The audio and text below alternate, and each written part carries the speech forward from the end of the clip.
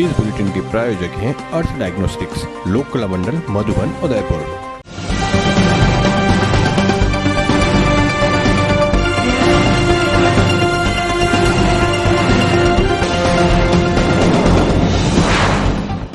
नमस्कार, आप देख रहे हैं 18 उदयपुर न्यूज। आपके साथ मैं हूं कृतिका चौबीसा।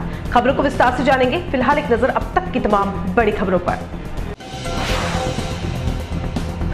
सावधान उदयपुर, शहर में कोने कोने पर हॉकर्स कम, चोर ज्यादा बैठे हैं। सरेआम हो रही है रिफिलिंग, रोड भी आसानी से उपलब्ध।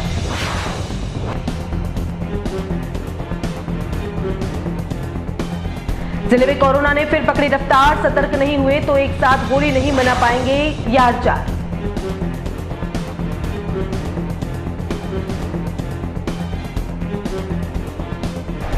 कर्ज में डूबे वृद्ध ने खाया जहर, कोरोना काल ने खत्म कर दी एक और जिंदगी।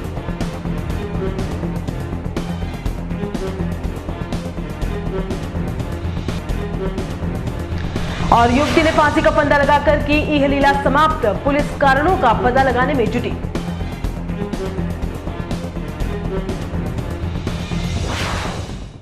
अब खबरें विस्तार से। सबसे पहले बात करते हैं सरेआम होते गैस के काले बाजार की।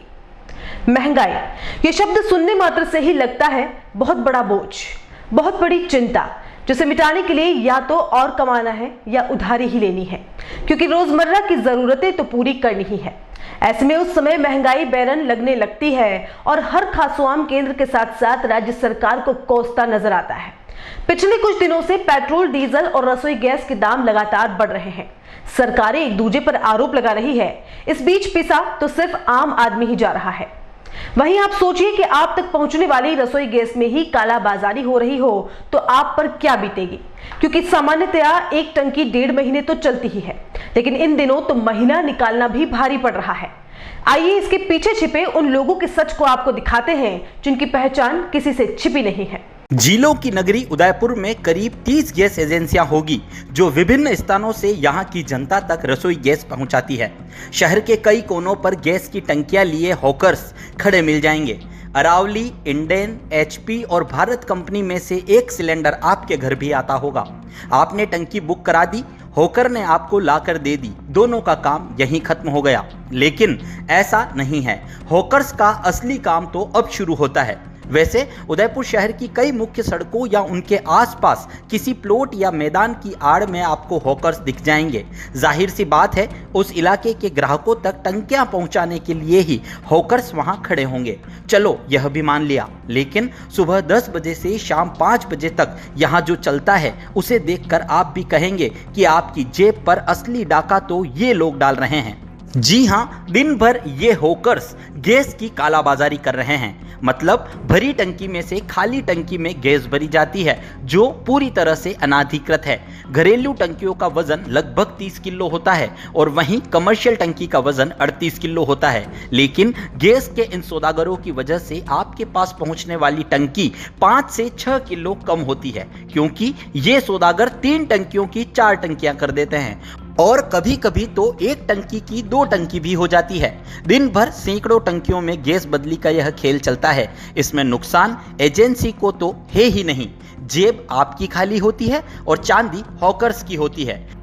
ATN उदयपुर न्यूज की टीम को जब इस कालाबाजारी के बारे में पता चला तो हम इस खबर की पड़ताल में लग गए। शहर के टाउन हॉल लिंक रोड पर बने रसोई गैस के अड्डे पर हमें एक शख्स टंकी पर टंकी खड़ी किए मिल गया।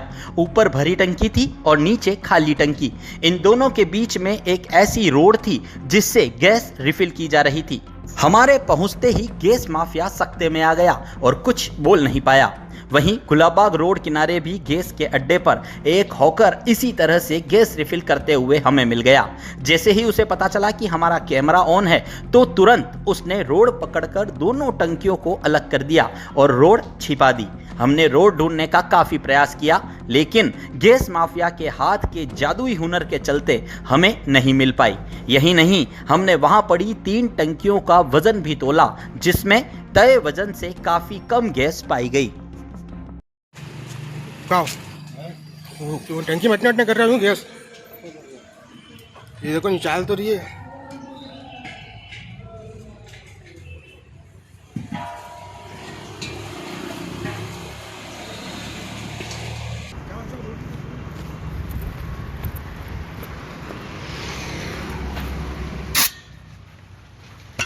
क्या कर रहे हो? हाँ, अरे लीकेज हो रही थी जो इसमें कर रहा अच्छा लीकेज हो रही थी। कितनी देर से लीकेज हो रही थी? था। अरे तो अभी लीकेज हुई थी। अभी हुई थी। अरे साहब गरीब बात। वो कहाँ गई? डंडी कहाँ गई आपकी? कहाँ गई वो डंडी? डंडी कहाँ है? अरे गरीब आदमी है। अरे गरीब हो इसीलिए तो पैसे वाले बन रहे हो। गैस कितना महंगा है पता है आपको? कहाँ है वो डंडी? कहाँ है?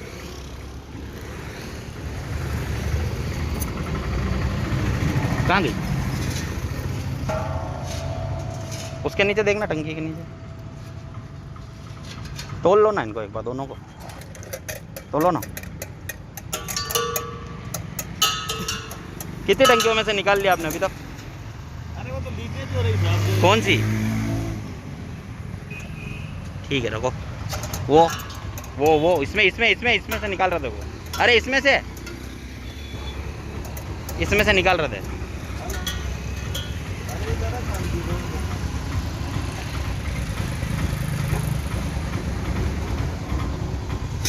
उसको तोलो। अब नहीं हो रही लीकेज? वो इतनी भर दी इसमें, कितनी हो गई है?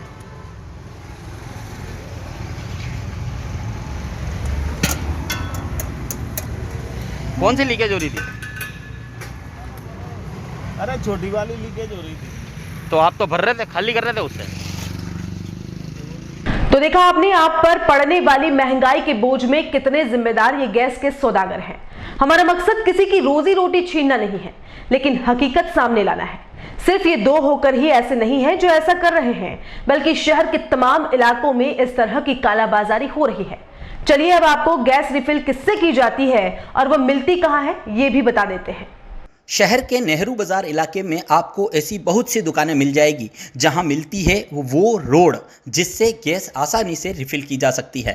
गैस के सौदागरों की भाषा में इसे बंशी कहा जाता है और यह सौदागर नेहरू बाजार से इस बंशी को खरीदकर अपनी श्वास नहीं, गैस की हवा से बजा रहे हैं। हमारी टीम जब नेहरू बाजार की एक दुकान पर पहुंची तो पहले तो दुकानदार ने मना कर दिया, लेकिन बाद में आवाज़ देकर बुलाया और कहा कि छिपा कर ले जाना, 120 रुपये दे दो। बंशी के दोनों तरफ चूड़ियां बनी हुई है और अंदर एक पतली सी रोड है जो दोनों टंकी के मुंह पर लगाई जाती है और गैस का आदान प्रदान कर लिया जाता है। और भैया वो अपने को गैस की टंकी में से गैस निकालने वाला पाइप है क्या? नहीं है। और क्या मिलेगा यहाँ? पागल वीरो, 600 रुपये की लेबर चलो मेरे साथ।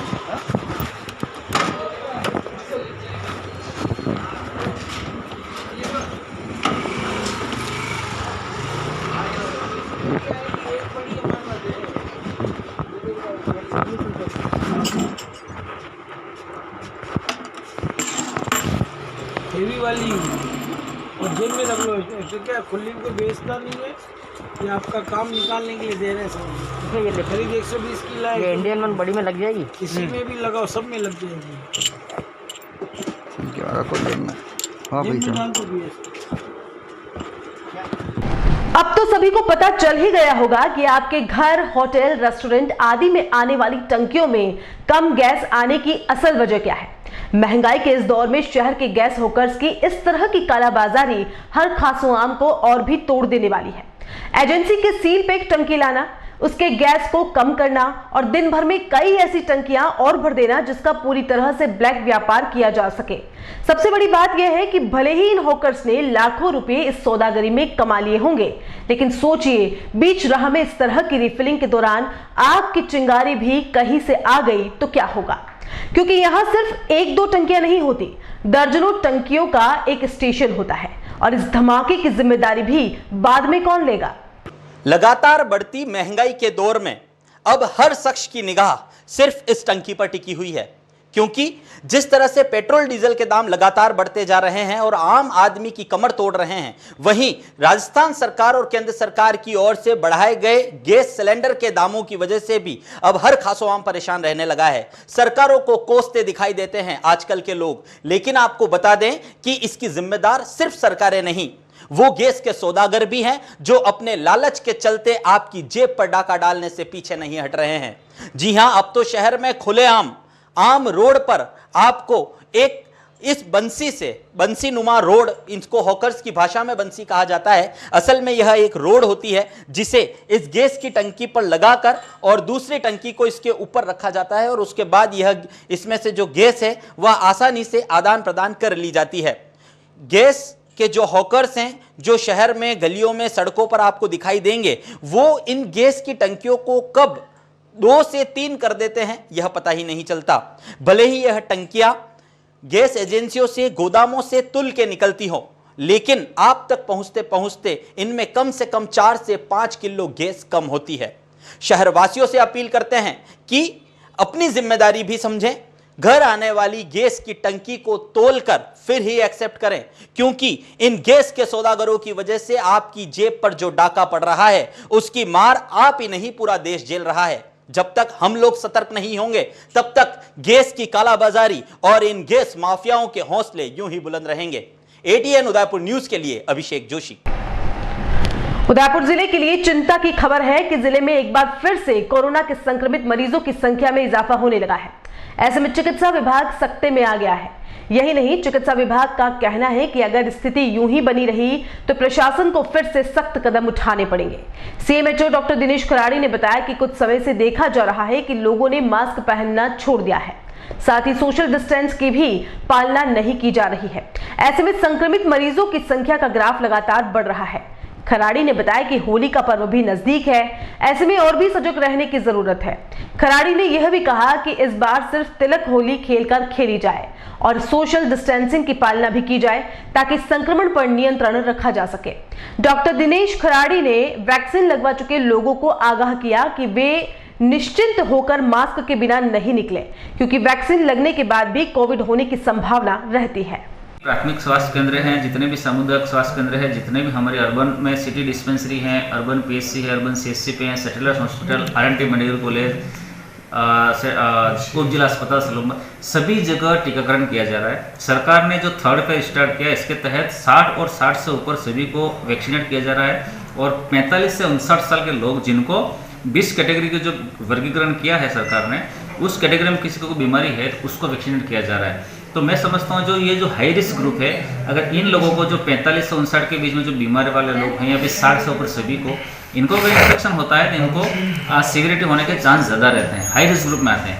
इसलिए सरकार चाह रही है इनको वैक्सीनेट पहले किया जाए। तो आपके माध्यम से मैं सभी से निवेदन करूँगा कि जब तक अति गंभीर बीमारी नहीं हो, कोई हॉस्पिटल में एडमिट नहीं हो, तो अपने ट्रीटिंग डॉक्टर से बात करें और सब वैक्सीनेशन करवाएं बढ़ चढ़ के। और सभी के लिए खुला है, उसके लिए Aadhaar card, voter ID, mobile number चाहिए। आप ऑनलाइन भी रजिस्ट्रेशन करा सकते हैं cowin.gov.in COWIN.gov.in पे जाके आपके मोबाइल पे OTP आएगा, फिर आपका आईडी नंबर होगा, रजिस्ट्रेशन करवा सकते हैं। एक बार रजिस्ट्रेशन करने के बाद आप किसी भी वहाँ पे जाके वैक्सीनेट करवा सकते हैं। हर साल दिसंबर माह में लगने वाला शिल्पग्राम मेला इस बार कोरोना महामारी के कारण स्थगित हो गया था, जिसे मार्च में आयोजित करने की पूरी संभावना थी, लेकिन शहर का यह महत्वपूर्ण आयोजन एक बार फिर स्थगित हो गया है। आपको बता दें कि प्रशासन ने 7 दिन का शिल्पग्राम मेला 15 से 22 मार्च तक आयोजित करने का निर्णय लिया था। इस निर्णय से कलाकार और व्यापारी काफी खुश भी थे। प्रशासन 7 दिवसीय मेले की तैयारियों में भी जुट गया था और 23 राज्यों के कलाकार भी यहां आने शुरू हो गए। लेकिन इसी बीच कोरोना महामारी ने एक बार फिर पैर पसारना शुरू कर दिया। कोरोना के प्रकोप के चलते सरकार ने नई गाइडलाइन जारी कर दी है, जिसे देखते हुए जिला प्रशासन ने भी शहर में धारा 144 लगा दी है। ऐसे में जिला प्रशासन को शिल्पग्राम उत्सव को एक बार फिर स्थगित करने का निर्णय लेना पड़ा है। इधर जैसे ही शिल्पग्राम में आने वाले व्यापारियों को उत्सव स्थगित होने की जानकारी मिली, उनमें निराशा छा गई। के साये से पिछले वर्ष भी दिसंबर में हर वर्ष जो शिल्पग्राम का मेला लगता था वह नहीं लगा था, लेकिन जिस प्रकार से कोरोना का साया कम हुआ तो प्रशासन ने निर्णय लेते हुए मार्च में 13 मार्च से 7 दिन का जो शिल्पग्राम मेला था वह करने का निर्णय लिया था। लेकिन एक बार फिर कोरोना का साया मंडराने से जो शिल्पग्राम का मेला लगने वाला था वह निरस्त हो चुका था। ऐसे में अभी शिल्पग्राम में देखें तो पूरा शिल्पग्राम वीरान पड़ा हुआ है, क्योंकि न तो कोई पर्यटन यहाँ है और न ही कोई व्यापारियों से खरीदारी करने वाला है। और जो व्यापारी है वो भी यहाँ काफ़ी इसी भरोसे यहाँ बैठे हुए हैं कि कोई न कोई पर्यटक यहाँ आएगा और हमसे खरीदारी भी करेगा। लेकिन कोरोना के साये ने फिर एक बार इनको वीरान कर दिया है और यहाँ की स्थिति देखें तो पहले से जो पर्यटन आते थे वो नहीं है। तो हम यहाँ से व्यापारियों से जानेंगे कि क्या स्थिति है और क्या लगता है अब उनको। जी भैया। नमस्कार, मैं प्रकाश मकवाना गुजरात से हूँ और शिल्पग्राम में हर साल शिल्पग्राम उत्सव में पार्टिसिपेंट होता हूँ। और पिछले साल हमें काफ़ी उम्मीद थी कि अगले साल और अच्छा व्यापार होगा, हमारी आर्ट को लोग देखेंगे और बिकेगी, लेकिन कोरोना की वजह से काफ़ी कुछ असर हुआ। हमने नहीं, पूरे देश ने, और देश ने नहीं पूरे विश्व ने इसको झेला है। लेकिन कुछ समय बाद वापस कोरोना की पलटवार करते हुए कोरोना वापस जाने से हमें काफ़ी कुछ उम्मीदें बनी और सीधा ही हमें मेले की उम्मीद बनी थी जो दिसंबर में रेगुलर लगता है। लेकिन कोरोना के डर से और कोरोना को ध्यान में रखते हुए सरकार ने ये निरस्त किया और इसका काफ़ी असर रहा। धीरे धीरे करके ये कोरोना कम होता गया, वैक्सीनेशन की कार्यवाही शुरू हुई और शिल्पग्राम वापस सुचारू रूप से शुरू होने लगा। तो हमें और उम्मीद बनी कि चलो अब कोरोना से हमें निजात मिलेगी। लेकिन वापस 13 मार्च को लगने वाला मेला निरस्त हुआ और उम्मीदें काफ़ी कम हो गई। अब क्या होगा वो समय और परिस्थिति बताएगी, लेकिन उम्मीद करते हैं कि जल्दी से जल्दी हम सभी को इससे निजात मिले और सुचारू रूप से हम काम करें। आप इसी व्यवसाय पर अपना परिवार चलाते हैं, तो आप कैसा गुजारा कर रहे हैं आप? देखिए, हमारे पास कला है और इस कला के जरिए ही हम और सरकार की मदद से ये हमारा कार्यभार करते हुए हमारा घर चलाते थे। लेकिन कुछ समय से कोरोना की वजह से घर में बैठे ही काम किया, बहुत अच्छा काम किया और उम्मीद ये इस बार बहुत अच्छी थी। 13 मार्च को लगने वाला मेला एक नया अनुभव था, क्योंकि हर बार शिल्पग्राम में दिसंबर में लगता है, इस बार मार्च में लगेगा, तो कलेक्शन भी अच्छा था। लेकिन अब इसके अलावा तो कोई चारा नहीं है कि टूरिस्ट आएंगे, लोग मिलेंगे तो ही हमारा व्यापार बनेगा, बाकी कोई स्कोप नहीं है। तो सुनिए अपने एक व्यापारी की पीड़ा, जो कि कैसे अपना परिवार का गुजारा चलाते हैं। लेकिन क्योंकि जो मेला दिसंबर माह में लगता था वो इस बार 3 महीने बाद लगने वाला था। ऐसे में इन व्यापारियों को काफ़ी उम्मीद जगी थी कि कहीं न कहीं हमारे ग्राहक आएंगे और हमारा परिवार का गुजारा चल पाएगा। लेकिन और है व्यापारी है जिनसे हम जानते हैं कि कैसे अपने परिवार का गुजारा कर रहे हैं और क्या स्थिति अभी शिल्पग्राम में देखी जा रही है। जी, आपका नाम बताएं। हाँ जी, मेरा नाम जमील हुसैन सक्का है और हम ज्वेलरी का काम करते हैं। कई ज्वेलरी में रिकॉर्ड भी बना चुके हैं हम। कई चीज़ें ऐसी बनाई अभी तक कोई बना नहीं पाया। तो उसी तरह हमने पहले ही 9 महीने से बंद था, तो हमें कुछ नर्वस हो गया था बीच में कि 9 महीने से बंद है, क्या करेंगे। पर हमने कुछ अलग काम कर करके अपने हिसाब से घर गृहस्थी तो चला ही है। पर जब हम शिल्पग्राम में आए और जब ये तारीख डिक्लेयर हुई कि 13 मार्च से वापस मेला लगेगा, तो हमारे दिल में बहुत उत्साह हुआ कि चलो वापस अपना रोजी रोटी का जुगाड़ बनेगा और वापस अपन शिल्पग्राम में कुछ अच्छा काम करेंगे। तो उस हिसाब से हमने कुछ और तैयारियां भी करी थी, कुछ नई चीज़ बनाई भी हमने कि चलो इससे हम एकदम जगह हम तो। पर क्या करें, अब ये वापस कोरोना की मार ने हमें वापस थोड़ा नर्वस कर दिया है। अब आप क्या उम्मीद करते हैं? अब तो यही उम्मीद है कि अगर ये ख़त्म हो जाए और कुछ वापस लगे मेला तो हमें भी थोड़ा जोश रहेगा।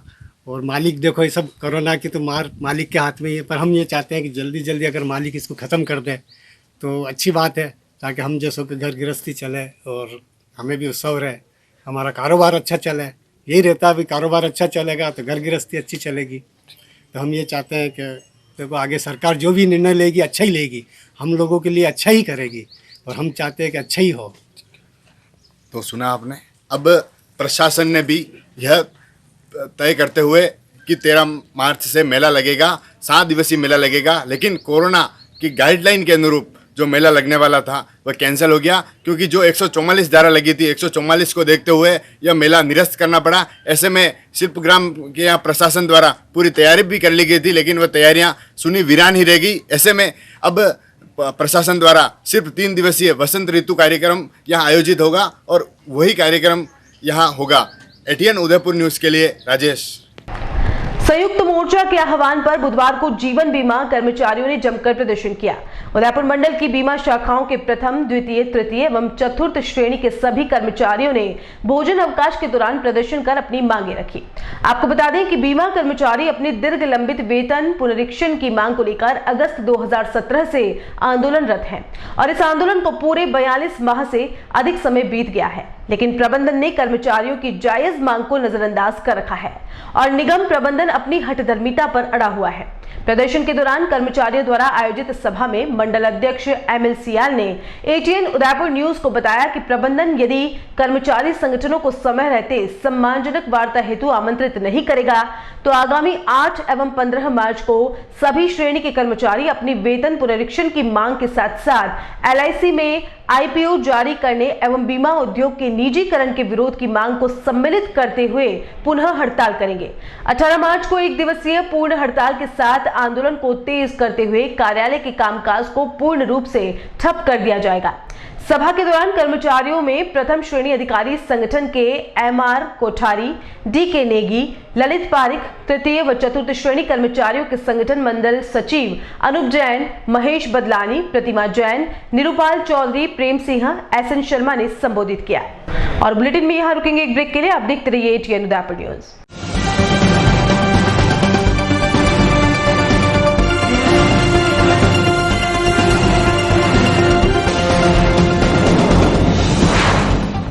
सन सिटी साकरोदा उदयपुर से 23 किलोमीटर की दूरी पर उदयपुर प्रॉपर्टी लाया है आवासीय प्लान, जिसमें 99 ड्रॉ में शामिल होकर 1,17,500 का प्लॉट मात्र 500 रुपए में पाने का सुनहरा अवसर। आज ही 1000 से बुकिंग करवाकर अपना लकी सदस्यता नंबर प्राप्त करें। संपर्क करें 8559858687 और 9549717069। नमस्कार, उदयपुर प्रॉपर्टी की 11 माह 99 प्लॉट की स्कीम में हम लोगों ने कस्टमर के निवेश का पूरी सुरक्षा का ध्यान रखा है। इसमें 11 माह में हम 99 प्लॉट ड्रॉ के द्वारा आपको देंगे, लेकिन साथ में कस्टमर बहुत हम जो फॉर्म भर रहे हैं, रुचि भी दिखा रहे हैं उदयपुर की जनता, इसलिए हमने उनके निवेश की सुरक्षा के लिए एक और क्लॉज इसमें दिया है। ये फॉर्म आपको दिख रहा होगा, 11 महीने में 16,500 रुपये आपके जमा होंगे। आपको प्लॉट नहीं मिलता है, आपके ड्रॉ में नहीं आता है आपको प्लॉट, तो हम 32 इंची LCD, 180 litre fridge, semi automatic washing machine और 5 सीटर सोफा सेट आपको देंगे, ताकि आपको ये ना लगे कि मुझे कुछ ना मिला। प्रोडक्ट की जानकारी दे देता हूँ। 32 इंच LED आपके सामने हमने रखा हुआ, हमारे पास स्टॉक में मेंटेन है। आज अगर फर्स्ट में आप लेना चाहते हैं तो भी हम आपको अवेलेबल करा देंगे, आप पेमेंट हमको कर देंगे। 5 सीटर सोफा सेट है, ये वेरी करेगा डिजाइन में, अलग अलग पैटर्न में आ सकता है। 180 लीटर का फ्रिज है, जितने कस्टमर बच जाएंगे सबको दिया जाएगा। सेमी ऑटोमेटिक वॉशिंग मशीन है, इसमें कंपनी वेरी कर सकती है, लेकिन हम ब्रांडेड आइटम में आपको देंगे। धन्यवाद। जुड़िए उदयपुर प्रॉपर्टी की 11 माह 99 प्लॉट ड्रॉ स्कीम सन सिटी साकरोदा से। ऑफिस 212 द्वितीय मंजिल समृद्धि कॉम्प्लेक्स, अपोजिट कृषि मंडी फ्रंट गेट, रेती स्टैंड, उदयपुर।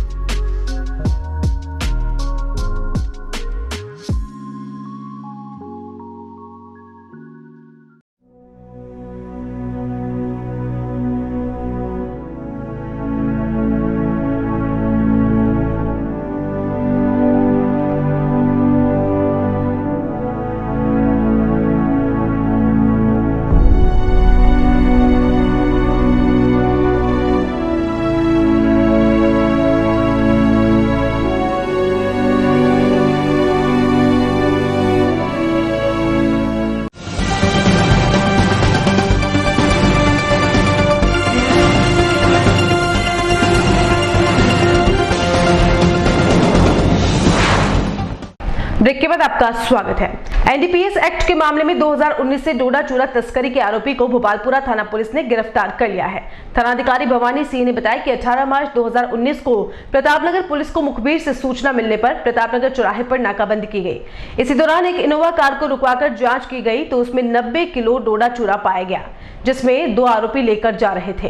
कार्रवाई में पुलिस ने दोनों आरोपियों को गिरफ्तार कर कड़ाई से पूछताछ की, जिन्होंने तस्करी में जालोर निवासी अनिल बिश्नोई और प्रहलाद धाकड़ के भी शामिल होने की बात कही। अनिल और प्रहलाद को भोपालपुरा पुलिस गिरफ्तार कर न्यायालय में पेश किया, जहां से उन्हें रिमांड पर भेज दिया गया। दिनांक 18/3/2019 को थाना प्रतापनगर पर IPS प्रोफेसर साहब को सूचना मिली थी कि इनोवा कार जिसमें मादक पदार्थ हो सकते हैं, सूचना पर उनके द्वारा नाकाबंदी की गई, जिसमें 2 अभियुक्तों को गिरफ्तार कर उस इनोवा कार से 90 किलोग्राम डोडा चूरा बरामद किया गया था। गिरफ्तारशुदा मुलजिमान से पूछताछ के दौरान अनिल बिश्नोई निवासी जालोर और प्रहलाद धाकड़ निवासी मंडावली का भी तफ्तीश में नाम सामने आया था।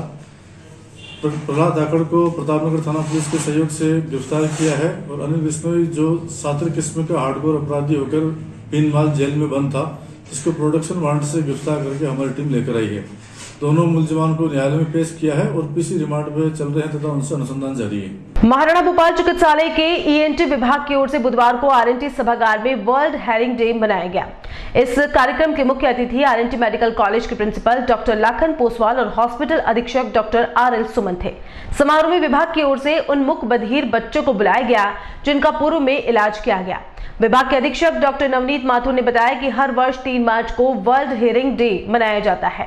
इस अवसर पर कार्यक्रम में बुलाए गए बच्चों को प्रोत्साहन मिल सके, इसके लिए उनके साथ अनुभव साझा किए गए। 3 मार्च को हम वर्ल्ड हियरिंग डे के उपलक्ष्य में हमने ये आयोजन किया है। वर्ल्ड हियरिंग डे इसलिए मनाया जाता है कि जितने भी हियरिंग लॉस या मूक बधिर बच्चे हैं उनकी अवेयरनेस बढ़े और लोग जल्दी से जल्दी डॉक्टर को दिखाएं जिससे उनका इलाज किया जा सके। आज हमने कॉकलियर इम्प्लांट किए थे मूक बधिर बच्चों के, उनको बुलाया है और वो आप सबके सामने प्रस्तुति करेंगे। इससे उनका प्रोत्साहन होगा और आप लोगों के माध्यम से हम सबको यही बताना चाहते हैं कि जिनके मूक बधिर हैं, जो बच्चे मूक बधिर हैं, वो जल्दी आएँ जिससे उनका निदान किया जा सके। धन्यवाद। अभी तक हमने उदयपुर में 24 बच्चों का कॉकलियर इम्प्लांट कर चुके हैं। ये प्रोग्राम हमारा 2016 से चल रहा है और अभी तक 24 बच्चे हमने कॉकलियर इम्प्लांट के कर दिए हैं। कौन सी ऐसे बच्चों को किया है, क्या इसका लिमिटेशन रहता है उसमें? ये सरकार हमको 1 साल से 6 साल तक के बच्चों को करने की परमिशन देती है और हम उसका ये काम करते हैं। लाइफ टाइम इसका रहता है? लाइफ टाइम ये क्या कहते हैं कि पूरी ज़िंदगी चलता है कॉकलियर इम्प्लांट। जब तक बच्चा जिंदा है जब तक ये कॉकलियर इम्प्लांट चलेगा और वो सुन सकता है, बोल सकता है। ठीक है, थैंक यू। धन्यवाद। राजनगर थाना क्षेत्र में ब्याज माफियाओं से परेशान एक 57 वर्षीय होटल व्यवसायी ने जहर खाकर जीवन लीला समाप्त कर ली। पुलिस ने बताया कि मृतक के छोटे भाई ने रिपोर्ट देकर बताया कि वे राजनगर थाना क्षेत्र के बंचवालिया गुड़ा के रहने वाले हैं और उनका बड़ा भाई हरि सिंह बचपन से ही अहमदाबाद में रहकर अपना व्यवसाय करता था। कोरोना महामारी के दौरान अहमदाबाद में होटल का व्यवसाय करने वाले हरि सिंह ने किसी से ब्याज पर पैसे ले लिए थे। जिन लोगों से हरि सिंह ने ब्याज लिया था उन्होंने 2% की जगह 10% की दर से ब्याज वसूलना शुरू कर दिया था। ब्याज माफियाओं की धमकी से परेशान होकर हरि सिंह होटल को बंद कर अपने पैतृक गांव आ गया। फिर भी ब्याज माफिया हरि सिंह को जान से मारने की धमकी दे रहे थे और परेशान कर रहे थे। इसके चलते उसने मंगलवार दोपहर जहरीली वस्तु का सेवन कर लिया जिससे उसकी तबीयत बिगड़ी। बाद में हरि सिंह को परिजन उदयपुर के महाराणा भोपाल हॉस्पिटल लेकर आए, जहां दौरान बुजुर्ग ने दम तोड़ दिया। पुलिस ने शव का पोस्टमार्टम करवाकर परिजनों को सौंप दिया। साथ ही मामला दर्ज कर जांच शुरू कर दी गई। गैलरी आर्टोस के तत्वावधान में कला शिविर और प्रदर्शनी बुधवार को टाइगर हिल में आयोजित की गई। आयोजक वीरांगना सोनी ने बताया कि मेवाड़ के कलाकारों को आगे लाने और एक मंच देने के लिए गैलरी आर्टोस द्वारा कला शिविर और प्रदर्शनी का आयोजन किया गया है, जिससे स्थानीय कलाकारों को आगे बढ़ने का मौका मिलेगा। इस प्रदर्शनी का उद्देश्य कलाकारों को बड़े स्तर पर अपनी कला का प्रदर्शन करने के लिए प्रोत्साहित करना है। मेवाड़ शिविर लगा हुआ है यहाँ पर, जिसमें उदयपुर संभाग के सम्मानित कलाकार यहाँ पर अपनी कला प्रदर्शन करेंगे। गैलरी आर्टोस द्वारा इस शिविर का आयोजन किया जा रहा है। इस शिविर में मेवाड़ के जो फेस्टिवल्स हैं उनको लेकर कलाकारी किया जाएगा। उनको मिनिएचर आर्ट में किस तरह से बनाया जाता है मेवाड़ के फेस्टिवल्स को, उसका महत्वपूर्ण पक्ष रहेगा। सभी कलाकार उदयपुर के ही हैं। उदयपुर के हमारे स्थानीय कलाकार हैं जो बहुत वेल नोन, सभी जगह पर ख्याति प्राप्त हैं, सीनियर आर्टिस्ट हैं सभी। और यहाँ एक बार फिर से वक्त चला छोटे से ब्रेक का। ब्रेक के बाद हाजिर होते हैं कुछ और खबरों के साथ।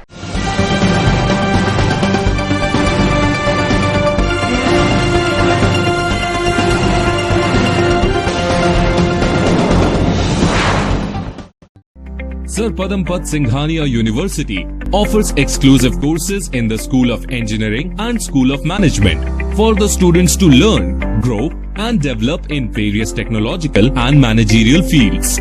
The university offers paid internships and final placements at high salary packages in top companies of India and abroad to all the students. Be a part of India's leading university to achieve professional excellence in the field of engineering and management. झीलों की नगरी उदयपुर है एक खूबसूरत शहर और राजस्थान का गौरव। एक ऐसा शहर जो खूबसूरती के लिए है मशहूर। और इसी शहर के बीचों बीच पंचवटी में इस्कॉन सेंट्रल कॉम्प्लेक्स लेकर आए हैं आपके व्यापार की कॉमर्शियल एक्टिविटीज को रन करने के लिए नए आयाम। 5 मंजिला इस्कॉन सेंट्रल कॉमर्शियल कॉम्प्लेक्स में उपलब्ध है 500 से 1500 स्क्वायर फीट तक के ऑफिस और 300 से 1000 स्क्वायर फीट के शोरूम। आधुनिक सुविधाओं से युक्त इस्कॉन सेंट्रल कॉमर्शियल कॉम्प्लेक्स। अपने व्यापार को दीजिए एक्स्ट्रा एंड मॉडर्न फैसिलिटीज और ले जाएं उसे ऊंचाइयों की ओर। आज ही बुक करवाएं अपने व्यापारिक गतिविधियों के लिए आपका व्यापारिक आशियाना, ऑफिस व showroom. Our address ISKCON Central Commercial Complex 34/110 Panchvati near Royal Motors, Udaipur, Rajasthan. Contact at 992-884-4220.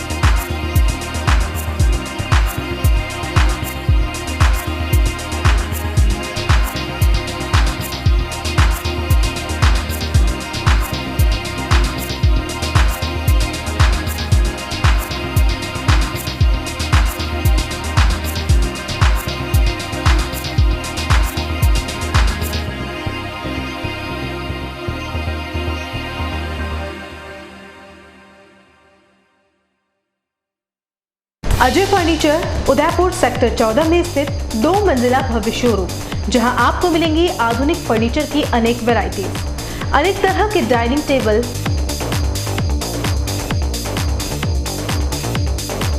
Sofa set,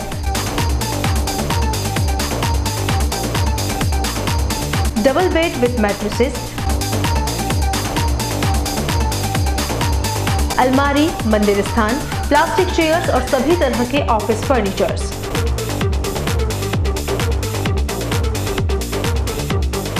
अपना घर सजाने के लिए कैश की चिंता छोड़ दीजिए। अजय फर्नीचर और बजाज एवं HDFC बैंक साथ लेकर आए हैं 0% डाउन पेमेंट और 0 ब्याज और बिना किसी प्रोसेसिंग फीस के आसान ऋण योजना। हॉस्पिटल, होटल्स, कॉलेज, कॉर्पोरेट और सभी तरह के गवर्नमेंट और नॉन गवर्नमेंट इंस्टीट्यूट्स पर फर्नीचरों के विशेषज्ञ। नवरात्रि, दिवाली विशेष ऑफर्स।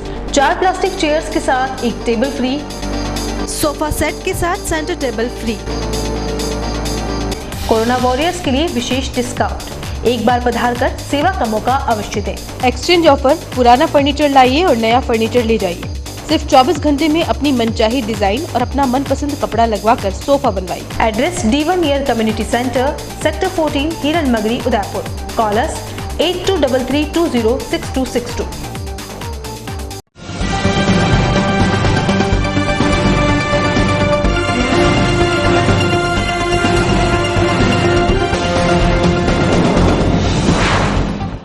ब्रेक के बाद एक बार फिर से आपका स्वागत है। खेरवाड़ा कस्बे के मुख्य बस स्टैंड पर मंगलवार की रात को चोरों ने 6 दुकानों का माल चोरी कर लिया। आक्रोशित व्यापारी थाने में पहुंचे और रिपोर्ट दर्ज कराई है। मंगलवार देर रात बस स्टैंड परिसर में स्थित Meena electronics, Shrinath studio, Parasnath book store, Harish Wadhwani, Vaibhav mobile तथा प्रवीण इलेक्ट्रॉनिक्स की दुकान के ताले टूटे। चोरों ने मीना इलेक्ट्रॉनिक्स से 2.5 लाख रुपए की LED, होम थिएटर, मिक्सर, पंखे आदि चुरा लिए। वहीं श्रीनाथ स्टूडियो से 50,000 के कैमरे चोरी किए गए।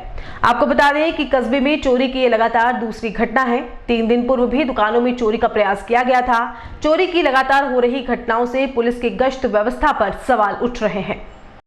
कल बीती रात को सुबह मुझे कॉल आया फ्रेंड का, तो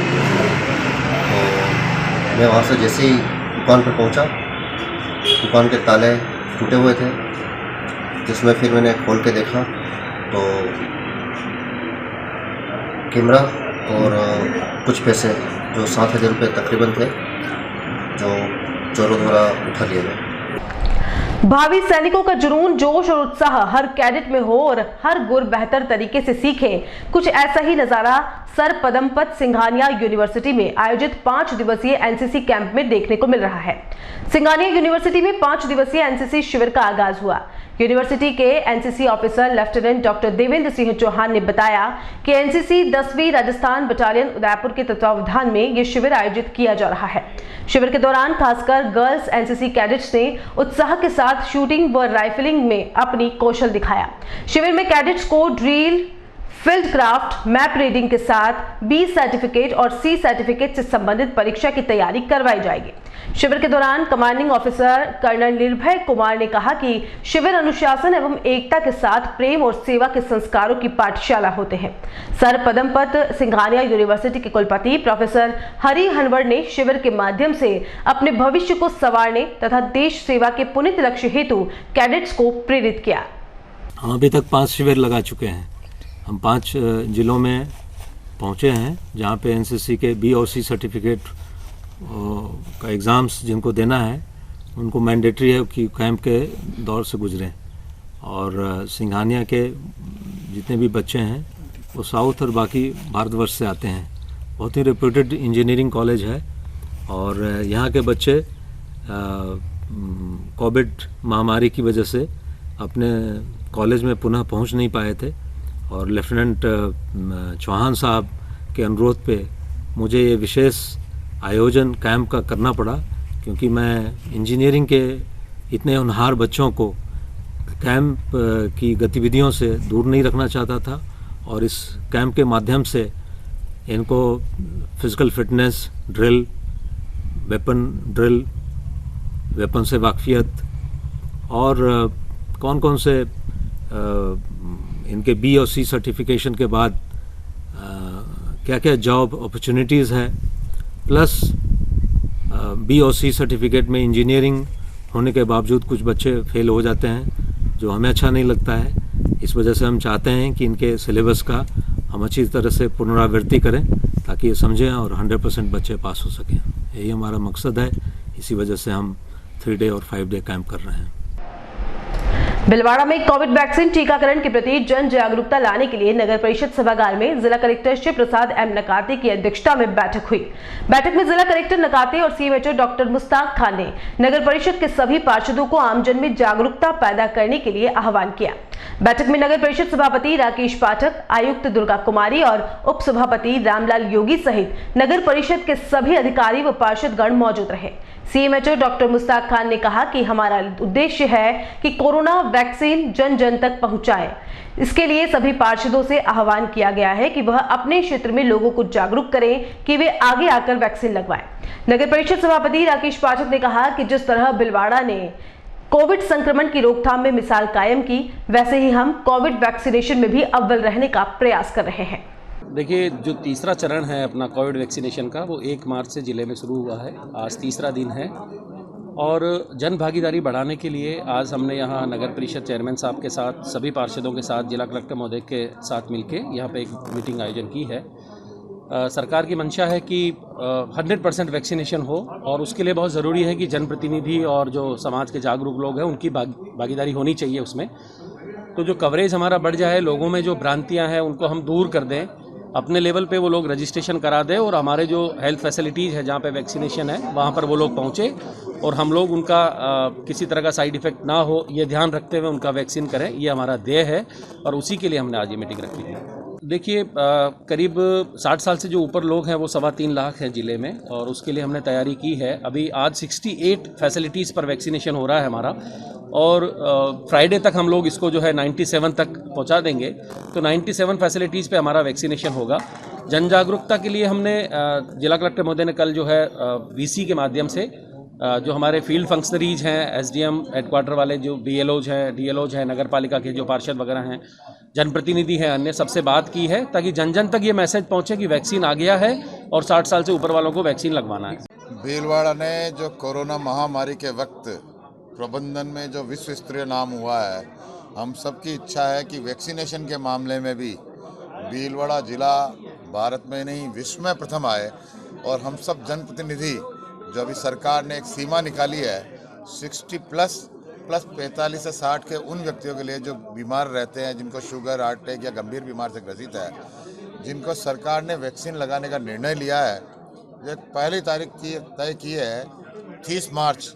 हम उससे कई पहले इस वैक्सीनेशन प्रोग्राम को भीलवाड़ा शहर में और भीलवाड़ा ज़िले में कैसे अच्छे तरीके से इसको समापन किया जा सके और सभी लोगों को कोरोना वैक्सीन लग सके, इसकी व्यवस्थाओं के लिए हमारी क्या भागीदारी हो सकती है, इसके लिए मंथन किया हमने।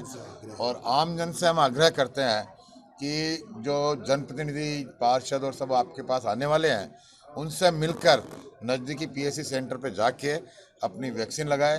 हम आपस में वार्डों में पीएससी बाउट लेंगे कि भाई इस पीएससी में इस दिन यहाँ के लोग जाएंगे, क्योंकि देखने में आया एक साथ 200 आदमी आ गए और 150 आदमियों को वैक्सीन लगी है, 50 आदमी 3 बजे बाद वहाँ रहते ही नहीं है।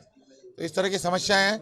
वैक्सीनेशन प्रोग्राम के अंदर जनता की सहभागिता, वैक्सीन होनी है, लेकिन जनता को भी तकलीफ नहीं आए और जो हेल्थ वर्कर काम कर रहे हैं वो भी अपने आप में वहाँ दिक्कत महसूस नहीं करें, इसलिए हम सब ने यहाँ बैठे एक साथ। बांसवाड़ा शहर के भारत माता मंदिर क्षेत्र में मंगलवार की शाम नबीपुरा निवासी 27 वर्षीय सुनील गणवा पुत्र गौतम पर कुछ लोगों ने हमला कर मारपीट की और चाकू मारकर घायल कर दिया।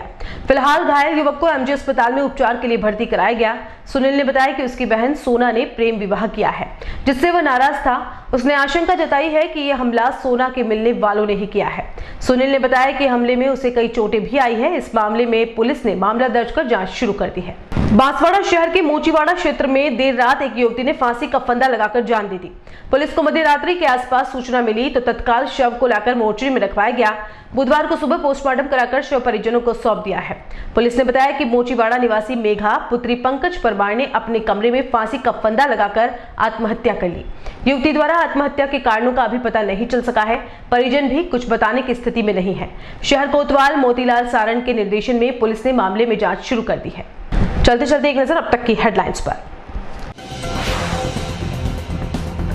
सावधान उदयपुर, शहर में कोने कोने पर हॉकर्स कम, चोर ज्यादा बैठे हैं। सरेआम हो रही है रिफिलिंग, रोड भी आसानी से उपलब्ध।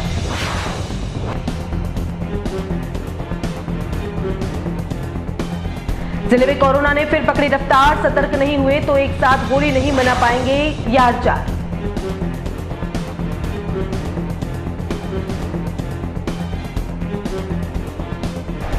कर्ज में डूबे वृद्ध ने खाया जहर, कोरोना काल ने खत्म कर दी एक और जिंदगी।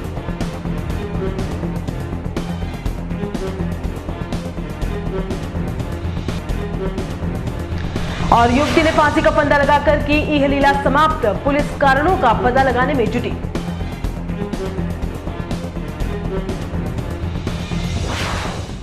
एटीएन उदयपुर न्यूज के बुलेटिन में फिलहाल इतना ही। शहर की तमाम हलचल से आपको आगे भी रूबरू करवाते रहेंगे। फिलहाल इजाजत दीजिए कृतिका चौबीसा को और खबरों के लिए देखते रहिए एटीएन उदयपुर न्यूज। नमस्कार।